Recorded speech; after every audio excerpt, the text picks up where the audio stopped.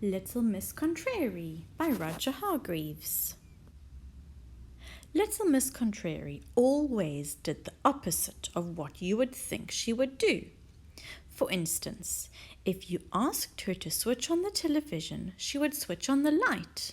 For example, if you asked her the time, she would tell you the date. She always said the opposite of what she really meant. Mind you, it wasn't exactly her fault. It was probably because she lived in a place called Muddle Land, where everything is so mixed up and muddled you don't know whether you are coming or going and coming, as they say in Muddle Land. It's a very strange place indeed. The worms don't live in holes in Muddle Land. They live in trees, and the birds live in holes. And if you want a loaf of bread, you don't go to the baker's, you go to the butcher's. The baker sells bananas. One morning, little Miss Contrary was having breakfast, roast beef and Yorkshire pudding. There was a knock at the door. Little Miss Contrary didn't hear it at first because it was more of a tap than a knock. Tap, tap, tap. But she did hear it eventually, and she went to see who it was. She opened the door. "Hello," said a little voice. Little Miss Contrary looked down, and down again, and there stood Mr. Small. He raised his hat. "Hello," he said again. "Goodbye," smiled little Miss Contrary. Mr. Small looked puzzled, as well he might. "I wonder if you can help me?" he asked. Little Miss Contrary smiled. "Of course I can't," she said. "Oh dear," said Mr. Small. "You see, I'm lost." "Well," she said, "nice to meet you, Mr. Lost." No, said Mr. Small. "I'm trying to find someone called Little Miss Contrary." "That's you," laughed Little Miss Contrary. "I have a letter for her," said Mr. Small. "Oh, bad," she said. "I don't get any telephone calls. I think I'll go," said the confused Mr. Small. "Goodbye."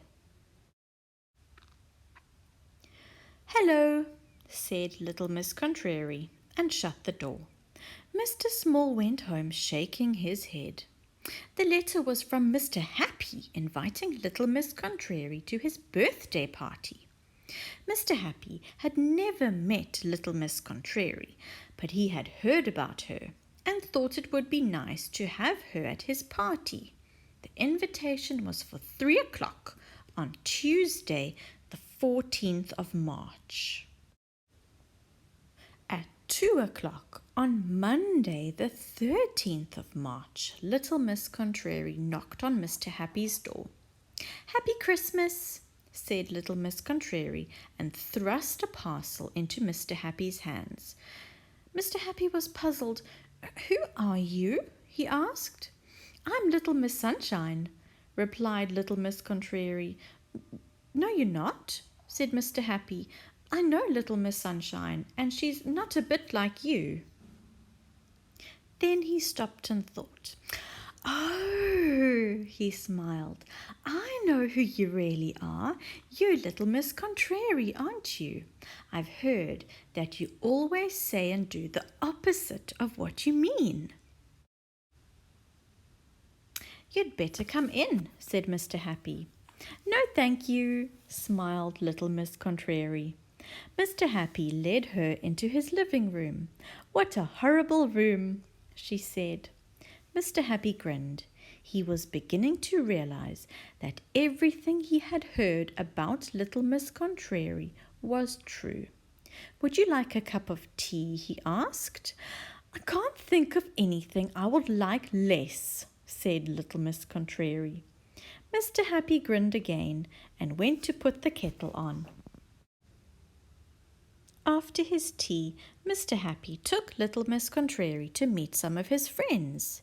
He had to explain to them all that what she was saying was the exact opposite of what she meant. "Aren't you thin?" she said to Mr. Greedy. You have very short arms, she said to Mr. Tickle. I like your beard, she said to Mr. Fussy.